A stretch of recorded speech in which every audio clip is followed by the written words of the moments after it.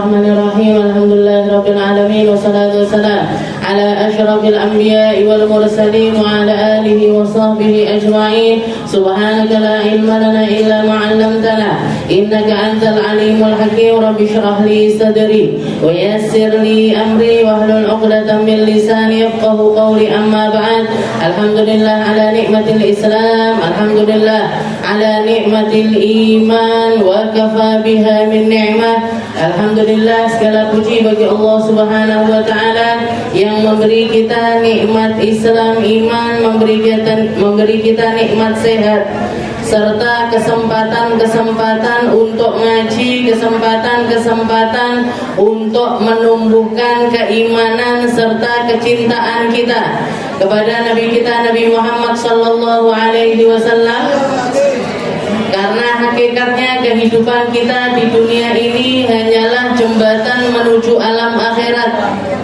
Apa yang kita lalui di dunia ini hanya akan kita pertanggungjawabkan di hadapan Allah Subhanahu wa taala. Maka manusia yang paling merugi adalah mereka-mereka yang tidak berbekal dengan bekal keimanan. Mereka-mereka yang tidak kenal rasa kepada Nabi Muhammad sallallahu alaihi wasallam. Oleh karena itu, iman kita itu tidak akan pernah sempurna tanpa memiliki perasaan yang nyata kepada Nabi kita Nabi Muhammad sallallahu alaihi wasallam, sebagaimana kalimat la ilaha illallah tidak akan pernah terpisahkan dari Muhammadur Rasulullah. Jadi kalimat la ilaha illallah kesempurnaannya ada di dalam Muhammadur Rasulullah.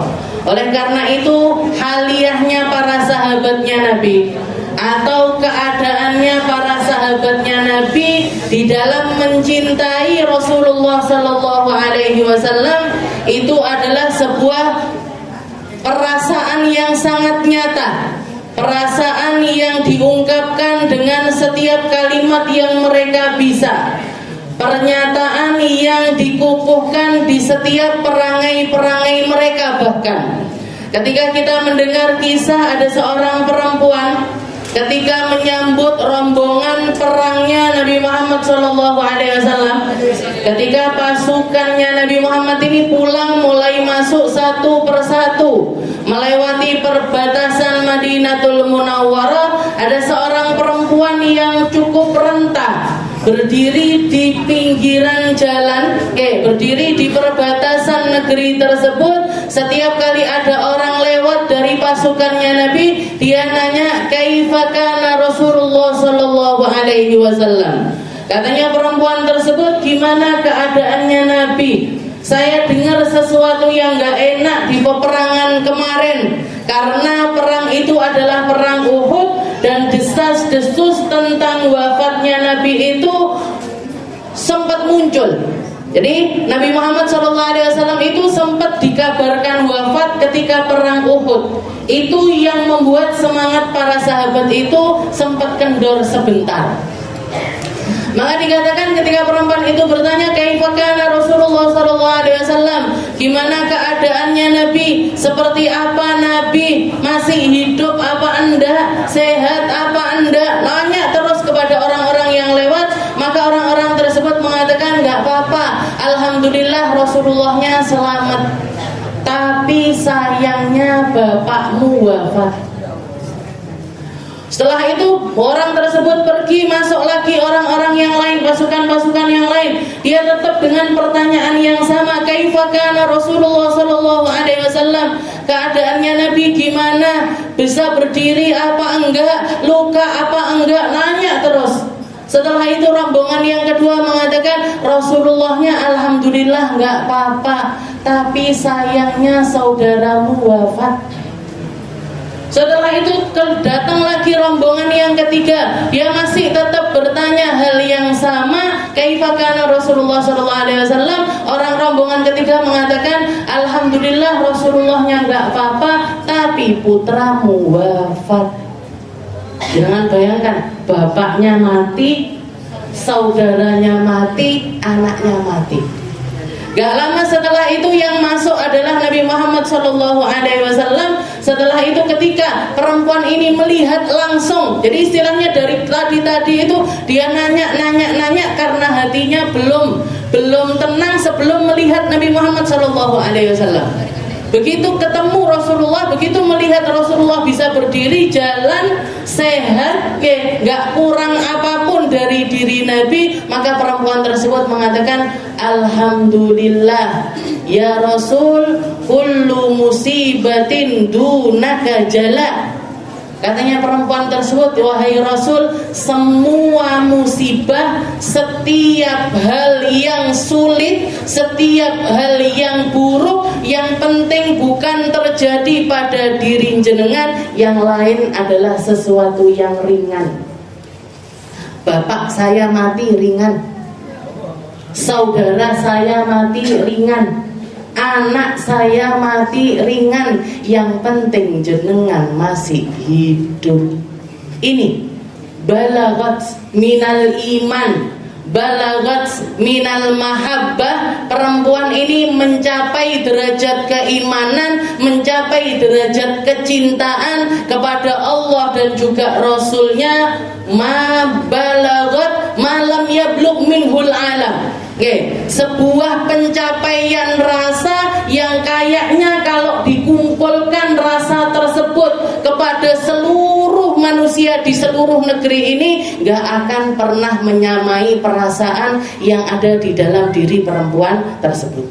Imannya, cintanya, imannya kepada Allah Ta'ala, cintanya kepada Rasulullah Sallallahu Alaihi Wasallam. Gak iso kepikir bu kita, gak terfikirkan di dalam diri kita sulitnya ketika ditinggal orang tua, sulitnya ketika ditinggal saudara, sulitnya ketika kita ditinggal anak-anak tercinta kita. Tapi para sahabat-sahabatnya Nabi, mereka menganggap Nabi Muhammad yang terpenting, cinta kepada Nabi Muhammad yang paling utama, perasaan kepada Rasulullah Sallallahu Alaihi Wasallam yang terus membuat mereka jatuh cinta berkali-kali sehingga enggak kenal bangun lagi, enggak kenal bangkit lagi dari perasaan tersebut. Mereka sangat, Rasulullah Sallallahu Alaihi Wasallam sangat menguasai hati mereka sehingga semua hal yang terjadi di alam semesta ini terasa ringan. Kesulitan dianggap ringan, ekonomi yang nggak tentu dianggap ringan, masalah kesehatannya ringan. Yang penting apa? Yang penting tetap punya Allah, yang penting tetap punya Rasulullah. Makanya dikatakan di dalam hadis Nabi Muhammad SAW mengatakan, la yu'minu ahadukum hatta akuna ahabba ilaihi min waladihi wa walidihi wan nasi ajmain. Makanya katanya Nabi Muhammad SAW, kalian kalau pengen mendapatkan kesempurnaan iman, aku harus menjadi orang nomor 1 di dalam dirimu. Kamu mau ngapain aja yang ditimbang-timbang perasaannya Nabi, mau bicara apapun yang ditimbang-timbang perasaannya Nabi, mau melakoni apapun yang ditimbang-timbang perasaannya Nabi, bukan lagi perasaannya kita. Aku lek duwe gawe mantu, kira-kira senenganku apa ya? Oh, senenganku dekor sing apik, kembange sing urip, lampune klelap-klelip, klambine sing muekrok, kan sekali seumur hidup. Kalau bisa sini kelihatan, sini kelihatan, sini kelihatan, make upnya harus sempurna. Habis itu foto sana sini, foto depan, belakang, atas, bawah, dipoto kabeh, diupload di media sosial. Jadi dosa jariah, dilihat berapa ribu pasang mata, dilihat oleh semua orang, nanti dicetak di album, enek tamu teko ditudoi, enek tamu teko ditudoi, enek tamu teko ditudoi, nggak lanang nggak wedok, anaknya sendiri dipamer-pamerkan kepada orang lain. Ini apa ini yang terjadi semacam ini? Karena Rasulullah SAW nggak ada di dalam list panitia mantennya dia. Gak perlu masukkan syariat di dalam kemanten saya.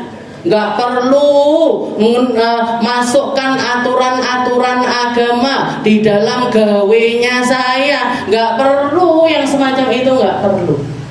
Ini yang terjadi di dalam, dan itu yang membuat Islam ini semakin terpuruk, semakin terpuruk.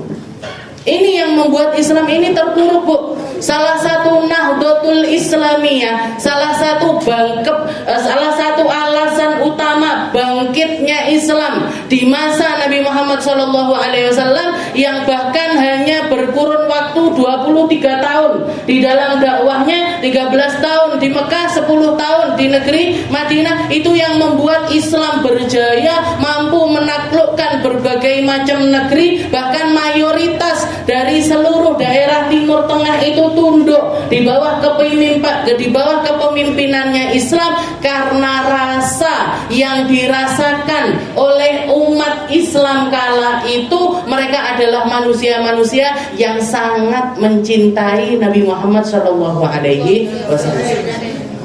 Tolak ukurnya Nabi Muhammad, yang jadi hakim Nabi Muhammad, yang jadi penentu sikap Nabi Muhammad, yang jadi qudwahnya mereka di dalam melakukan sesuatu adalah Nabi Muhammad SAW. Bahkan sekedar perkara cara tidur, cara bangun tidur, cara makan, cara minum, cara masuk ke kamar mandi, keluar dari kamar mandi, yang besar-besarnya cara menghukumi sesuatu, cara berbicara tentang perkara-perkara, mereka sangat-sangat mengikuti Nabi Muhammad SAW.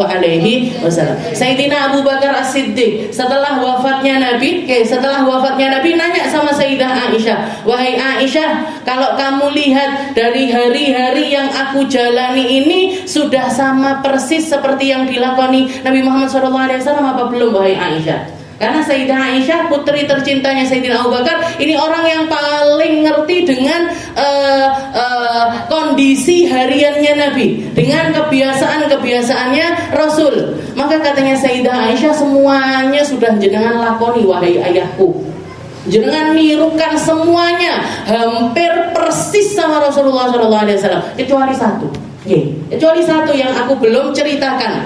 Apa itu wahai Aisyah? Di sana di pasar Madinah ada orang Yahudi, ada seorang laki-laki Yahudi, kerjaannya menghina-hina Nabi, deprok di pinggir pasar. Dia itu selalu diparani sama Nabi Muhammad SAW. Nabi Muhammad itu sering marani laki-laki Yahudi tersebut. Nanti Rasulullah bawa makanan disuapin. Bawa makanan disuapin. Dan orang itu disuapin itu sambil orangnya ini nyaci maki Nabi Muhammad. Maka dikatakan Sayyidina Abu Bakar langsung bawa makanan, marani laki-laki tersebut yang duduk deprok di pinggir pasar itu tadi. Setelah itu mulai nyuapin laki-laki tersebut. Ketika lagi nyuapin semacam ini, laki-laki tersebut mengatakan, caci makinya nggak selesai. Ojo percaya karo Muhammad, dia itu pembohong, dia itu begini, dia nyaci maki Rasulullah sampai lama. Setelah itu laki-laki tersebut ketika ngunyah makanan-makanan suapan dari Sayyidina Abu Bakar, dia mengatakan, kamu bukan orang yang biasanya datang ya? Kamu bukan orang yang biasanya datang. Katanya Sayyidina Abu Bakar, beliau ketika dengar hal yang itu langsung nangis. Iya, saya memang bukan orang yang terbiasa datang ke sini. Iya, biasanya kalau orang yang datang ke sini itu makanan ini dilembutkan dulu sama dia, baru setelah itu disuapkan ke aku. Makanannya orang Arab itu kan roti, Bu. Makanannya orang Arab itu roti, dan rotinya itu seringkali keras. Jadi bukan cuma dicuil, disuapkan, enggak. Rasulullah dicuil, habis itu dimemet nih. Dia dilembutkan dulu sama Nabi, baru setelah itu disuapkan. Kalau Sayyidina Abu Bakar waktu itu cuma dicuil, disuapkan. Maka laki-laki tersebut bilang, kamu bukan orang yang biasa nyuapin aku ya? Kamu bukan orang yang biasa nyuapin aku. Katanya Sayyidina Abu Bakar, iya. Orang yang biasa datang nyuapin kamu sudah meninggal dunia beberapa hari yang lalu. Maka laki-laki tersebut mengatakan, kalau orang itu baik, baunya wangi, baunya wangi, begini. Siapa ya? Saya belum sempat nanya namanya dia siapa. Maka jawabannya Sayyidina Abu Bakar, dia adalah orang yang namanya kamu caci maki semenjak tadi. Muhammad. Iya, Muhammad yang setiap hari datang ke sini untuk nyuapin kamu roti tersebut. Maka laki-laki tersebut mengatakan, kalau memang benar dia yang selama ini aku olok-olok dan dia tetap ngasih makan aku semacam itu, fa asyhadu an la ilaha illallah wa anna muhammadar rasulullah. Aku bersahadat, aku bersaksi tidak ada Tuhan selain Allah dan Muhammad adalah utusan Allah. Masuk Islam, buta. Laki-laki Yahudi tadi itu buta. Makanya dia duduk di pinggir jalanan, nggak bisa makan sendiri, nggak bisa nyari nafkah sendiri, buta. Jadi nggak pernah ngelihat Rasulullah SAW seperti itu. Dilakoni sampai sedetail itu. Sayyidina Umar bin Khattab hari-harinya, bahkan setelah beliau menjabat menjadi khalifah, nggak mau makan kecuali roti kering. Roti yang jauh dari kata nikmat untuk dimakan. Roti itu Bu, kalau misalkan jenengan nemu roti yang nggak enak, itu kan seret di sini. Kita kalau nyari roti gitu, neng kono donat luwih empuk, neng kono luwih empuk neng kono luwih empuk neng. Yang dicari itu yang tambah nikmat. Sayyidina Umar nggak terima ketika dapat makanan yang lebih enak daripada biasanya. Ketika ditanya sama putrinya Sayyidah Hafsah, ya Umar, ya abati, wahai ayahku, anta amirul mukminin, jenengan ini presidennya kita, pemimpin tertinggi umat Islam, waqad futihat alaina dunya, dan kita ini Islam sudah nggak kayak dulu lagi. Ini negeri-negeri semuanya sudah tunduk di bawahnya Islam. Wa anta ta'kul mithla hadza, dan jenengan panggah koyok ngene ae. Roti kering nanti dicelup air, roti kering nanti dicelup kol, roti kering nanti dicocol sama garam. Cuman gitu aja nggak mau makan yang lainnya. Maka jawabannya Sayyidina Umar, beliau mengatakan, hakadza kana ma'kalu Rasulillah sallallahu alaihi wasallam. Wa hakadza kana ma'kalu Abu Bakar As-Siddiq. Semacam inilah dulu Nabi Muhammad makan, Abu Bakar As-Siddiq dulunya makan, dan aku akan tetap makan dengan cara semacam ini sampai akhir hayatku. La'allallah ayyajma'ani ma'ahuma fil akhirah, dengan harapan Allah Ta'ala memantaskan saya untuk berkumpul bersama mereka berdua nanti di akhiratnya Allah Ta'ala. Wes ndak melek Bu, sama kemewahan dunia nggak pengen, sama jabatan tinggi. Mereka itu cuman mereka menjabat hanya karena terpaksa menjabat, dan mereka menjadikan jabatan ini wasilah untuk semakin tinggi derajatnya di sisi Allah Subhanahu wa Ta'ala. Kenapa kok mereka bisa semacam itu? Karena Nabi Muhammad menguasai hati mereka, karena Nabi Muhammad menguasai pikiran mereka, karena Nabi Muhammad menguasai seluruh aspek di dalam kehidupan mereka. Jadi mereka tidak akan menentukan sesuatu kecuali yang di pikirannya adalah Nabi Muhammad SAW.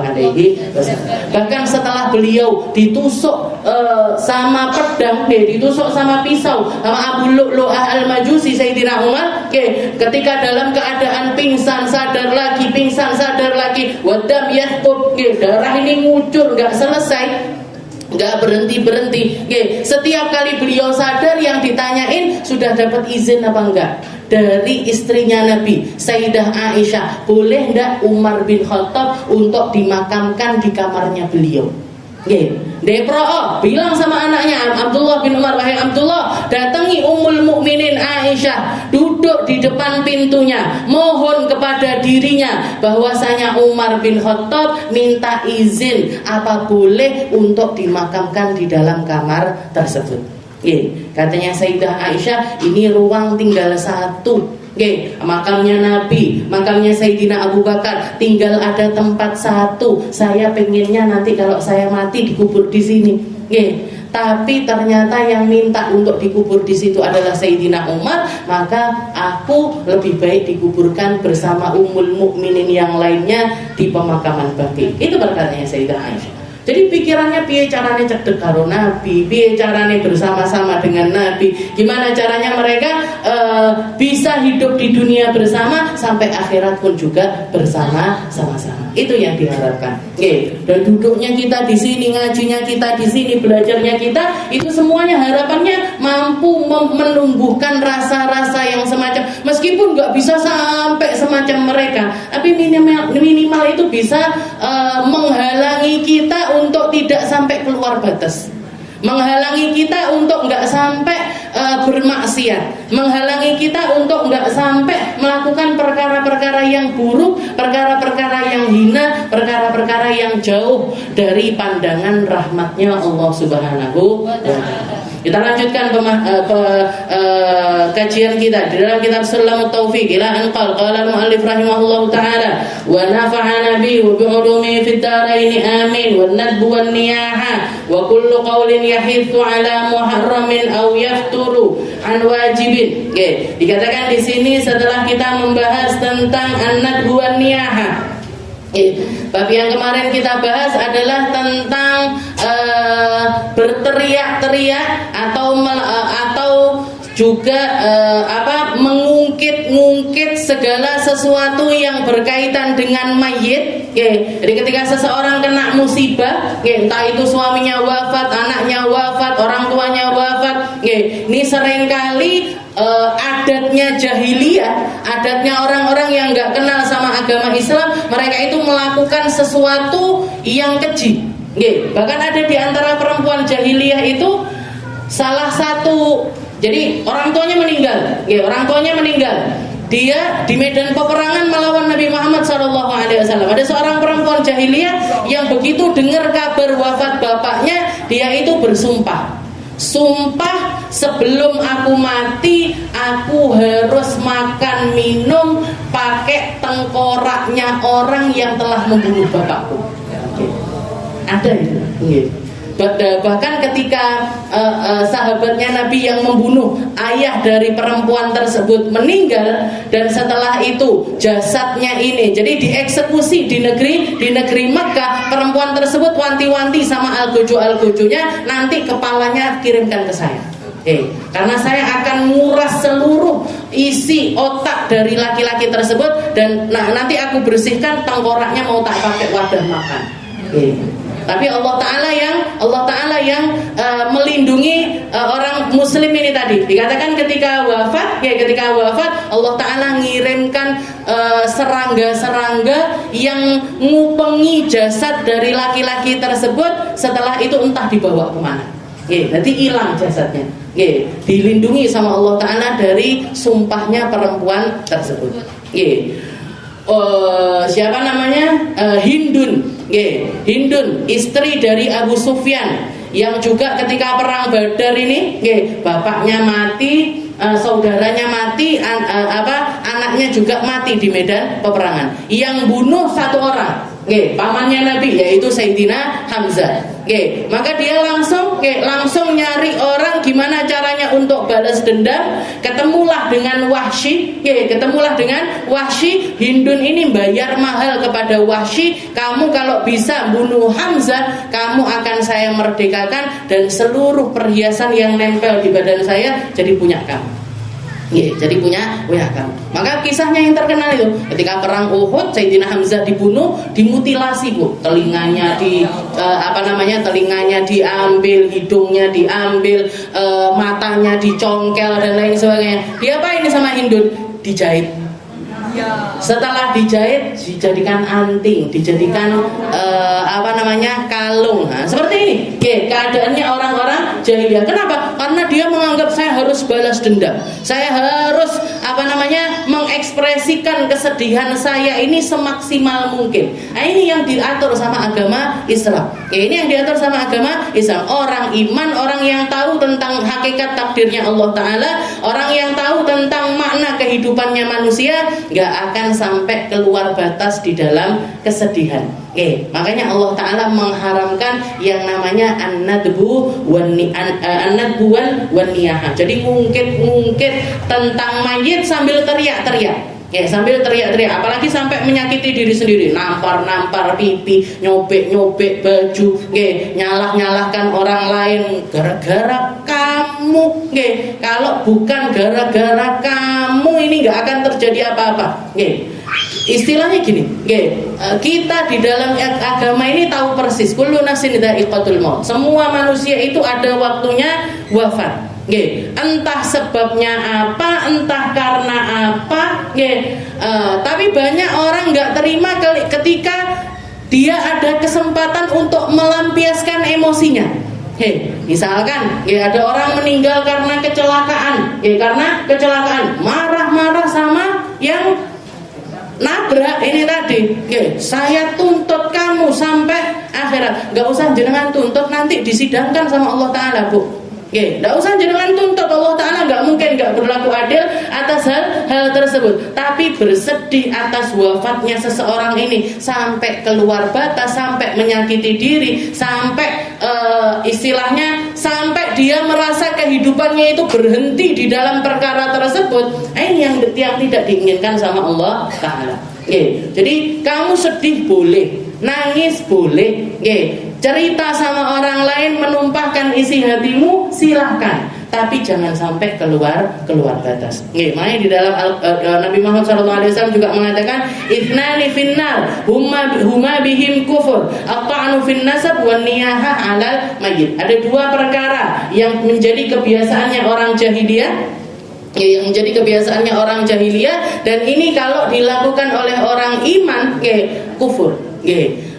Dosanya itu akan hampir memasukkan dia kembali di dalam kekafiran. Apa itu? Yang pertama adalah at-ta'nu fin nasab. At-ta'nu fin nasab itu menasabkan seseorang selain kepada bapaknya.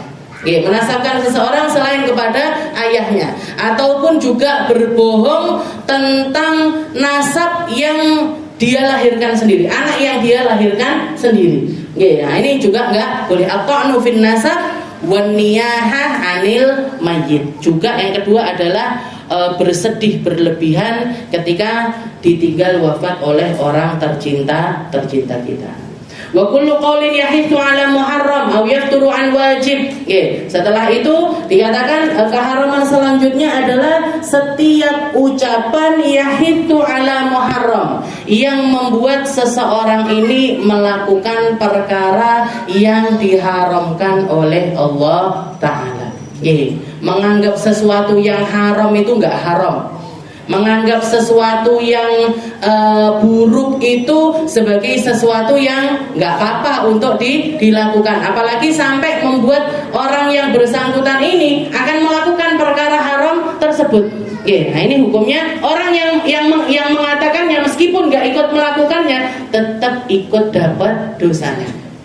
Rasulullah SAW mengatakan, barang siapa yang ikut andil di dalam kebaikan, walau bisyatri kalimah, walaupun cuman dengan separuh kalimat.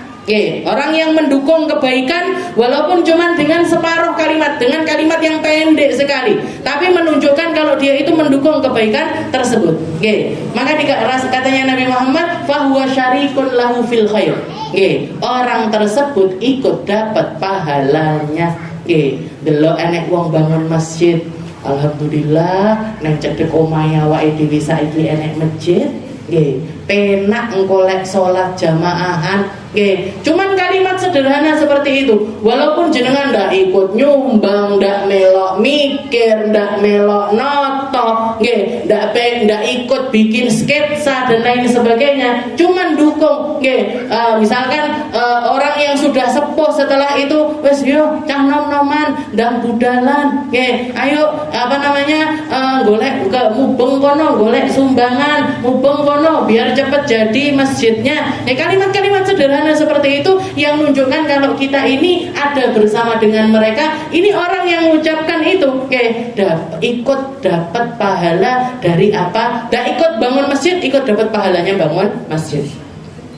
Gak ikut meramaikan masjid, ikut dapat pahalanya meramaikan masjid.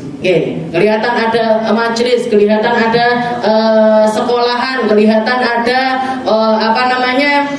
pokoknya setiap kebaikan lah, dimana kita mendukung, memotivasi, ikut menunjukkan rasa kita di dalam kebaikan tersebut, ikut dapat pahala. Begitu juga sebaliknya, kok enek keburukan di tengah-tengah kita, atau melihat ada sesuatu yang diharamkan sama Allah Ta'ala, setelah itu nunjukkan kalau kita itu bersama dengan golongan tersebut, naudzubillah, maka bahwa syarikun lahu fil izin, maka orang tersebut pun juga akan ikut andil di dalam keburukan tersebut. Ada orang minum khamr, koyoke rasane kok enak. Nunjukkan kalau dirinya itu aku lek sehat, yo bakalan mendem. Alhamdulillah. Misalkan. Jadi omongan-omongan yang semacam itu yang menunjukkan kalau dia itu ada bersama golongan tersebut, dia pun ikut dapat dosanya. Nggak melok, nggak ikut, tapi melok seneng aku enek kumpulan wong mendem-mendem ini seneng. Ada kumpulan orang-orang judi, tak dukung, aku nggak nyumbang tapi disumbang tapi pokoknya keburukan kayak gitu ikut andil di dalamnya, maka ini sama-sama dapat dosanya. Makanya dikatakan salah satu sebab kenapa kok di dalam syariat itu ada keafdoliahan untuk membunuh cecak. Mungkin jenengan juga pernah dengar, bunuh cecak itu pahalanya besar. Dikatakan kenapa? Sebabnya apa? Dikatakan ketika Nabiullah Ibrahim itu dibakar di dalam api, ini ada cecak yang ikut nyembur, ikut disebul. Tujuannya apa? Tujuannya biar tambah besar. Padahal sebulannya cecak kira-kira ngefek apa enggak? Cecak ini cuman istilahnya ngabab sak banter-banter, ndak kerasa Bu. Kita misalnya di sini ada cecak, Ustaz Aminah tak 10. Ndak kerasa saya. Nggak ngefek. Tapi karena dia nunjukkan posisinya di mana, dia nunjukkan posisinya bersama orang-orang kafir, bersama Namrud dan juga golongannya, maka ikut kena getah dari keburukannya. Makanya sampai dikatakan sunnah hukumnya untuk bunuh cecak. Jadi nggak apa-apa berarti pakai racun cecak ya boleh. Silahkan. Semakin banyak semakin besar pahala. Saya dulu ke anak-anak pondok itu salah satu hiburannya. Saya di pondok lama Bu. Salah satu hiburannya kita itu malam Jumat berburu cecak. Yang menghasilkan paling banyak bangga aku untuk telu, aku untuk papat. Itu hiburan halalnya anak-anak pesantren. Ngono tok karo uncal-uncalan sajadah mencatak, udah senang sekali. Itu hiburannya anak pesantren. Tapi sebaliknya, salah satu hewan yang haram hukumnya untuk dibunuh adalah kodok. Kodok itu nggak boleh untuk dibunuh. Kenapa? Dikatakan ketika Nabiullah Ibrahim dibakar itu si kodok ini tadi bolak-balik ke sungai ngambil air pakai mulutnya disembur, ngambil air lagi disembur, ngambil air lagi disembur. Seberapa kira-kira yang masuk ke mulutnya si kodok ini tadi? Kecil sekali, air yang sedikit sekali. Tapi itu menunjukkan tempatnya dia di mana, posisinya dia di mana. Jadi nggak apa-apa. Istilahnya kita ini siapapun kita, bagaimanapun kita, tunjukkan posisinya kita. Ojo abu-abu. Ojo abu-abu. Jangan aku tak ndak usah teh api, tapi yo ndak usah teh elek. Saya tak di tengah-tengah aja. Yo kadang rene, yo kadang rene. Jangan abu-abu. B.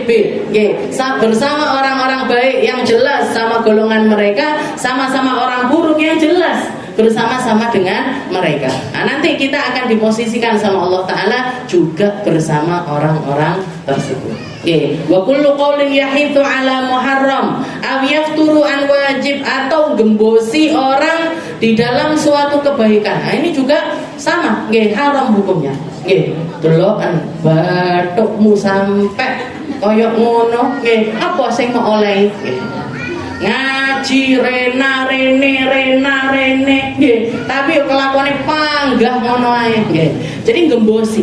Ada orang kumpul-kumpul kebaikan, ada orang melakukan bikin komunitas yang baik, bukannya mendukung, bukannya ngomong yang baik, bukannya memotivasi yang baik, tapi justru malah gembosi. Dan orang penggembos gini ini selalu ada. Penggembos gini nih selalu ada. Nggak usah dirungok. Abaikan aja. Koyok yuk budal ngaji. Koyok yuk. Nih mulutnya orang yang biasanya menceng sana, menceng sini, itu nggak usah terlalu didengar. Kullu qaulin yahitu ala muharram aw yafturu an wajib, wa kullu kalamin yardah fid din aw fi ahadin minal anbiya aw fil ulama aw il ilm aw syar'i aw al Qur'an aw fi syai'in min sya'airillah wallahu a'lam bisawab. Insyaallah kita lanjutkan di pertemuan selanjutnya.